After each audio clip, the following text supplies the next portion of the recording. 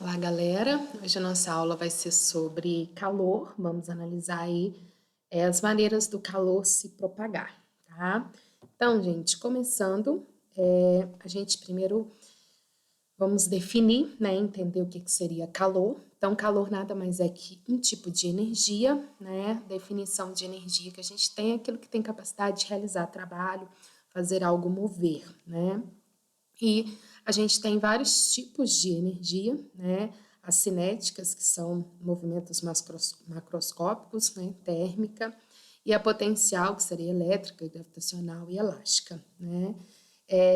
Tudo que tem massa e ocupa lugar no espaço a gente chama como sendo matéria, e os principais estados são sólido, líquido e gasoso, tá? Então, de cara, gente, o calor nada mais é que um tipo de energia, um dos vários tipos de energia, né? E a gente define calor como sendo uma energia em trânsito. O que significa isso? Ela vai estar sempre sendo transmitida, sendo transferida de um corpo para o outro, de um meio para o outro, de um meio para um corpo, desde que esses corpos tenham temperaturas diferentes, tá? Então, quando que a gente vai ter essa energia calor? Quando os corpos tiverem temperaturas diferentes, ela vai estar fluindo de um corpo para o outro, de um meio para o outro, devido a essa diferença de temperatura, tá? O calor, gente, ele vai fluir de forma espontânea de um corpo que tenha maior temperatura para um corpo que tenha menor temperatura. Então, essa é a forma espontânea dele se propagar, tá? Os processos de propagação de calor, de transferência de calor. A gente divide esses processos em três: condução, convecção, irradiação térmica ou simplesmente irradiação, tá? A gente vai entender cada um deles, jogar aplicações aí para vocês, tá? Então, o mais importante é conseguir diferenciar o tipo de processo do outro. Então, a gente vai começar entendendo a propagação de calor pelo processo de condução, certo? Primeiro, gente, o que seria o processo de condução? O processo de condução acontece quando a energia, né, o calor, ele vai se propagando de uma molécula a outra, tá? Então, a transferência acontece entre colisão das moléculas. Então, as moléculas vão colidindo entre si e vão transmitindo, transportando aquela energia. Então, a gente teria aqui um exemplo, ó. Você tem uma barra aqui, uma parte dela está ligada, tá encostada aqui em água em ebulição, a temperatura de 100 graus Celsius, e a outra está aqui encostada em gelo a zero, tá? Então, o calor vai fluir, com certeza, de 100 até zero, certo? E como que ele vai fluindo? Ele vai transmitindo energia entre as moléculas que vão colidindo até que essa energia atinja o outro lado da barra, tá? Para vocês terem uma ideia, aqui a gente tem uma simulação de como acontece o processo de colisão entre as moléculas aí na condução, tá? Então, olha, a gente pega uma barra, vamos aquecer uma extremidade da barra. Onde a gente está aquecendo aqui, as moléculas vão aumentar a sua agitação, né? Como a gente já aprendeu. E ao aumentar a agitação, gente, elas vão colidir mais. Colidindo mais, elas vão acabar transmitindo essa energia, né? Causando esse aquecimento.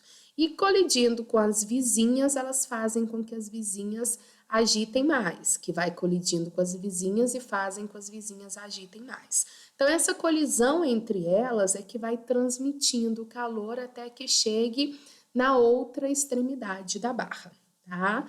Então, o processo de condução a gente chama de um meio estacionário, uma característica de um meio estacionário, porque as moléculas não saem do local que estão e vão levar energia lá na outra extremidade. Elas ficam onde estão, só que elas vão colidindo com as outras e transmitindo aquela energia, tá?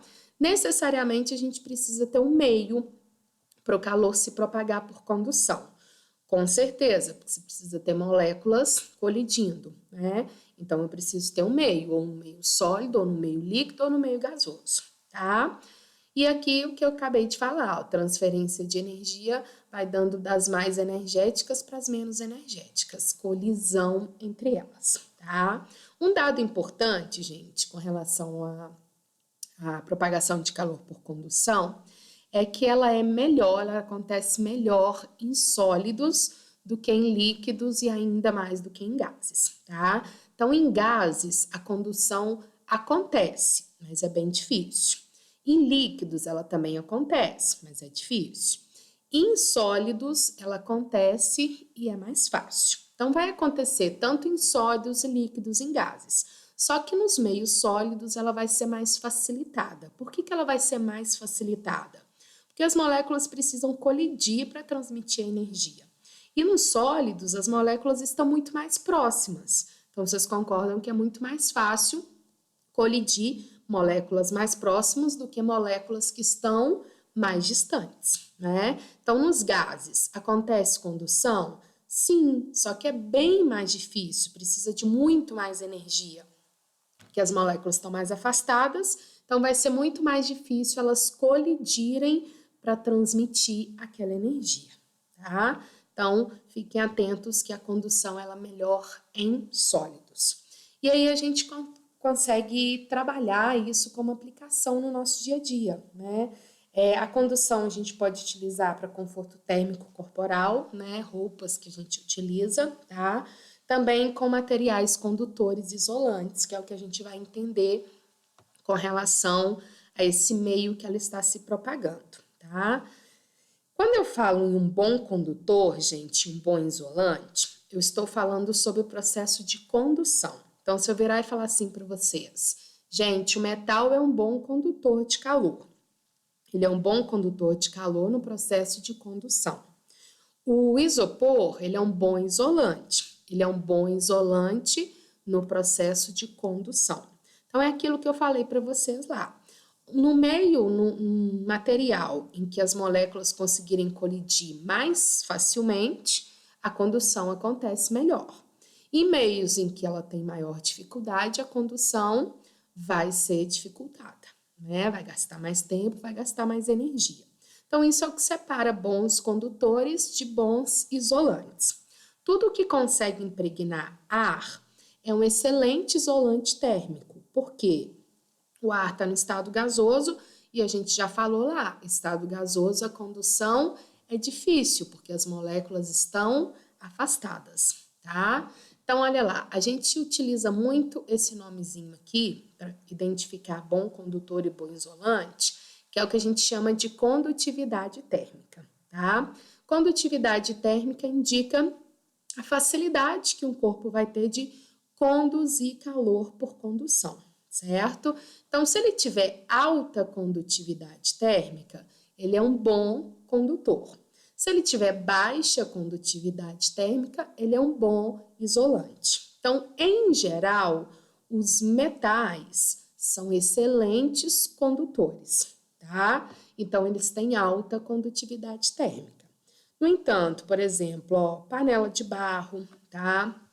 Porcelana, vidro, isopor, madeira, eles não são tão bons condutores, então eles têm uma condutividade térmica mais baixa, certo? Então, condutividade térmica está ligado com isso, a facilidade que ele vai ter de aquecer ou de resfriar, não é?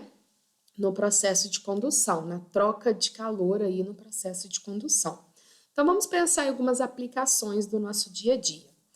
Uma análise bem interessante quando a gente fala de condutividade térmica é a questão de você encostar em objetos que estão no mesmo local e que têm a mesma temperatura. Então, por exemplo, se eu pegar aqui agora na minha sala e for encostar na mesa, na cadeira, no telefone, no computador, né? Ou na maçaneta de uma porta, tá? Depois de um tempo, gente, no local, os materiais tendem a atingir o equilíbrio térmico. Então, os materiais aqui vão estar numa mesma temperatura. No entanto, quando você encosta, por exemplo, na porta que é de madeira e na maçaneta que é de metal, a gente tem a sensação que a maçaneta está mais fria do que a madeira. Isso acontece com outros objetos. Às vezes você vai encostar em um, você vai achar que ele está mais frio e o outro está mais quente, tá? Essa sensação que a gente tem de temperaturas diferentes acontece por causa da condutividade térmica. Então, aqui nesse exemplo, eu tenho a madeira e a maçaneta no mesmo local. Então, elas têm a mesma temperatura, tá? Por que eu estou sentindo a maçaneta mais fria? Se eu sinto ela mais fria, é porque ela está me roubando mais calor. Quando eu encosto na madeira, eu não sinto ela tão fria quanto a maçaneta. Então, é que ela está me roubando menos calor que a maçaneta. Então, o que dá pra gente essa sensação de mais frio ou mais quente, gente, é o que o corpo rouba ou doa de calor pra gente. Então, se ele rouba muito calor da minha mão, eu vou ter sensação de mais frio. Se ele não rouba muito, eu vou ter sensação de mais quente. E isso está totalmente ligado com o material, com a condutividade térmica que representa o material. Por que o metal parece mais frio? Porque ele conduz calor com mais facilidade. Então, ele rouba mais calor da minha mão, tá? Por que a madeira parece mais quente? Porque ela tem uma dificuldade maior de trocar calor. Então, ela vai roubar calor da minha mão, mas ela vai roubar menos do que o metal, tá? Olha um outro exemplo aqui, ó, porque a gente volta nesse aqui. Ó, você tem uma barra de gelo, certo? E ela está a uma mesma temperatura. Para você que está ali, a sensação é de muito frio. Para o pinguim ali, a sensação nem tanto. Então, ele está ali sem saber por que você está tendo a sensação de tanto frio, né?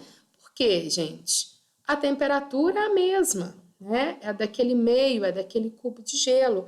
No entanto, eu conduzo calor com mais facilidade que o pinguim, né? Até mesmo por causa do material ali da pelagem dele. Então, se eu conduzo mais calor, eu vou perder mais calor do que o pinguim, então eu vou ter sensação de mais frio do que ele, tá? Mesmo tendo a mesma temperatura. Então, isso a gente chama de condutividade térmica. Aquilo que vai conduzir mais, ele tem mais facilidade ou de roubar ou de receber calor, tá? Tanto é que os metais, se você coloca no fogo, ele aquece rapidamente, porque ele tem facilidade de conduzir o calor, tá? Outro exemplo, gente, é o que eu falei do ar. O ar é um excelente isolante térmico, tá? E tudo que consegue impregnar ar, ele se torna um excelente isolante térmico. Então, os animais, por exemplo, os passarinhos, eles eriçam as suas penas, e ao eriçarem as suas penas, eles estão fazendo isso para evitar perder calor para o meio ambiente, tá? Então, como que ele está evitando essa perda, gente? Ele está acumulando ar aqui, ó, entre as penas. Então, quando ele eriça, cria aqui uma camada de ar. E essa camada de ar dificulta com que ele perca calor para o meio ambiente, tá? Assim como qualquer coisa que consiga impregnar ar, ó, os cobertores, as blusas, né, de lã, você vê que é fofinho, então impregna ar entre as fibras. O soft, né, o edredom, você vê que é fofinho, então impregna ar entre as fibras. Então se tornam excelentes isolantes térmicos. Dificultam tanto você doar calor para o meio ambiente, quanto você receber. Então, olha lá, é muito bom você utilizar o isolante no frio para você não perder calor, né? Mas as pessoas também utilizam materiais isolantes quando estão em locais muito quentes. Então, quem trabalha em locais em que a temperatura é muito elevada, vai também utilizar roupas isolantes, porque o isolante ele tanto impede que você receba calor de fora, como você perca calor para fora, tá? Então, tudo que tiver ar vai ser um excelente isolante térmico, tá? Conseguir impregnar ar.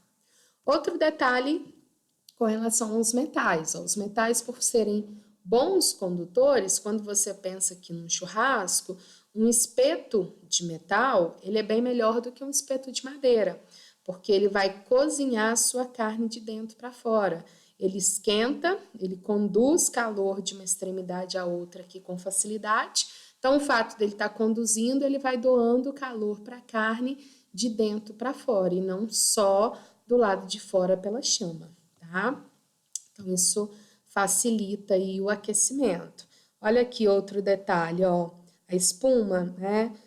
de um chopp e de uma cerveja, né? O famoso colarinho. Aqui você tem um isolante, né? A espuma ela impregna uma boa quantidade de ar.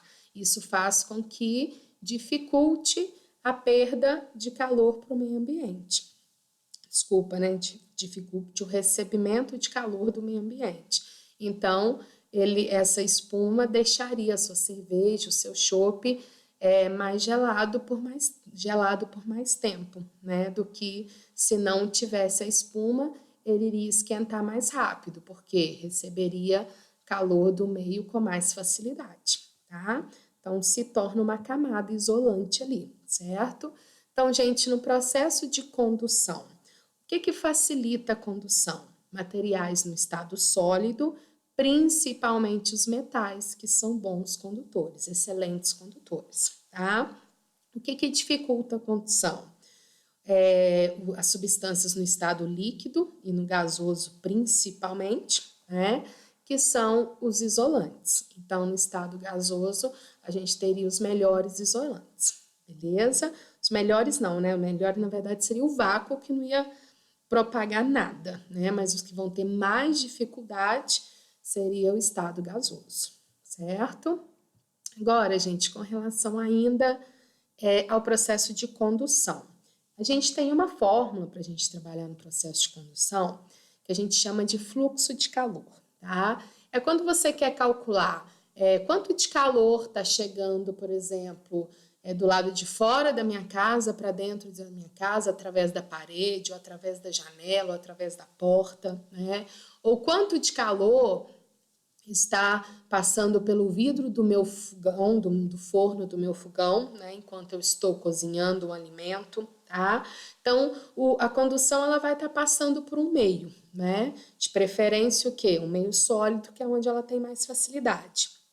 Então, o fluxo, a gente calcularia essa quantidade de calor que está passando por um meio sólido, tá? Então, gente, o fluxo ele pode ser calculado de duas maneiras diferentes. Ou simplesmente fazer uma razão da quantidade de calor que está passando no intervalo de tempo, tá? Esse daqui, gente, deixa eu até arrumar aqui, ó. Esse daqui é tempo, viu? Vou colocar um Tzinho minúsculo para ficar mais perceptível aí. Esse daqui eu tô mexendo com tempo e o outro lá é temperatura, só para vocês não confundirem. Então, se eu tiver a quantidade de calor que está passando ali no intervalo de tempo, beleza, eu posso simplesmente fazer a razão. Fluxo é quantidade de calor sobre o tempo que ela leva para passar por um meio sólido qualquer, uma parede, um vidro, seja lá o que for, tá? Uma barra. Agora, eu também posso calcular esse fluxo analisando as condições do meio que vai se propagar, tá? E aí a gente teria essa fórmula aqui maior. A gente mexe com uma constante K, tá? Que é a constante do material, determina que tipo de meio é esse que o calor vai se propagar. É a parede, é um vidro, né? É uma chapa metálica, não sei que meio é esse, tá? A área, né? A área que o calor vai estar fluindo, a variação de temperatura, aqui é a temperatura, sobre o Ezinho, que é a espessura, que é o caminho que ele precisa percorrer. Então, nessa segunda fórmula, o K é a condutividade térmica, é o que a gente acabou de aprender lá. Condutividade térmica depende do material. Se for metal, vai ter uma condutividade térmica alta. Se for um vidro, mais baixa, né? Então, isso aqui é uma constante que o exercício tem que te dar, depende do material, é a condutividade térmica. O A é a área, tá? Então, para vocês pensarem aqui, é como se eu estivesse falando assim, o sol tá batendo nessa parede, né? E o calor vai se propagar para o lado de dentro aqui da casa. Essa parede tem uma área de 10 metros quadrados, essa parede tem uma área de 30 metros quadrados. Então, com certeza, quanto maior a região que o sol estiver batendo ali, mais calor vai entrar para sua casa, né? Mais energia vai conseguir atravessar. Então, com certeza, quanto maior a área, maior o fluxo. A variação de temperatura, gente, é de onde ele vem para onde ele vai, tá? Então, do